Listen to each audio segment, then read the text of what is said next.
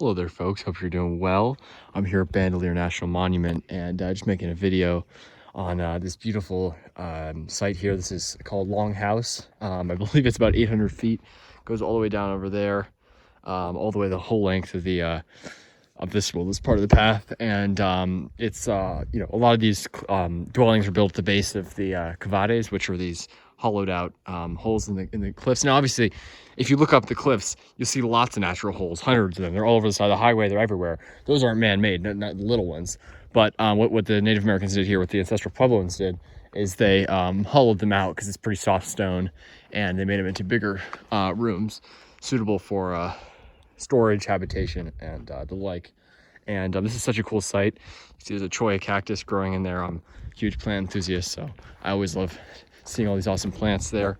All this cholla down there, huge ponderosa pines, and just a great environment, and a good amount of water compared to some other areas of the Southwest. Super cool to see. But yeah, this is Longhouse here, and yeah, you can see the foundations of the house remain, and you can just actually see how much more of the wall remains as you go up towards the cliff, because that having that protection from the elements really does make a lot of the difference. Beautiful cholla cactus there flowering, and yeah, Longhouse is a super cool site. Yeah, look at all these cavades. Look at the way that part's hollowed out. I don't know if you guys can quite see that in the back there, but amazing. You can even see some stonework up there. Some of these like cavades, if the openings were too large or something, they would build like partially stone, like they would partially stonework them, so sort of have like half structure, half stone. So cool. You just see the foundations of all these houses here. And as I was saying earlier in my other videos, this site was inhabited from about 1200, which is when the ancestral Puebloans came here from the from the Four Corners region. And then they lived here for about 3 centuries. They farmed, they created a series of checks and dams and irrigation systems to farm corn, maize, lots of crops, and then eventually they ended up leaving the area, probably perhaps for similar reasons as they had originally left the Four Corners region.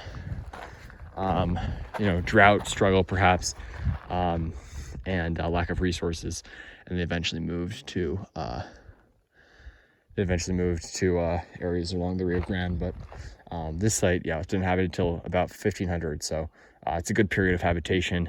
You can see these posts in there all along. Those, I believe, were for roof support. So originally, obviously, these structures would have been at least a story high. So, the roof would be about there.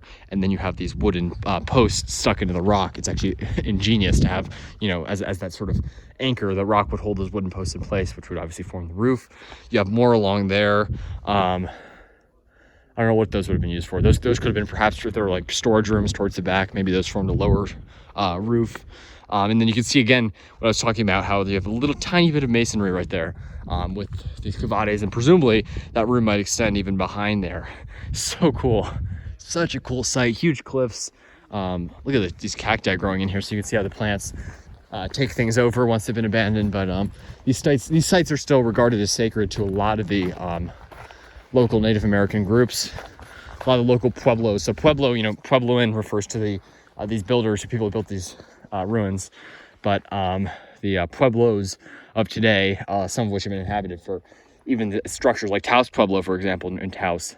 That's a single structure that's been inhabited. Of course, it's been expanded, but it's been inhabited for about 700-800 years, and it's a World Heritage Site, which is pretty incredible. And some of the pueblos, obviously, buildings, some of the buildings are new, but pueblo generally means village. So a lot of the Native American pueblos out this way, people who live there still regard these sites as sacred.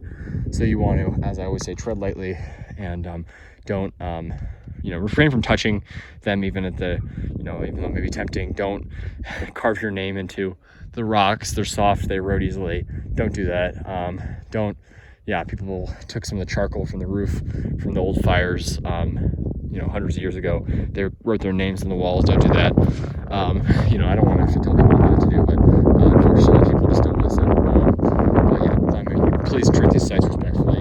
I always always try to say, you know, it's more than just like going to some ancient ruins. It's you know, there's a lot of people, it's a lot more than just ruins. It's not even, you know, it's an active site where you know, with a spiritual connection, and I try to you know, take that into account and be really mindful of that, because these are very valuable sites to all of us, but especially to those who you know, have direct lineage from the people that built this, which is pretty incredible. So I just want to share that with you folks.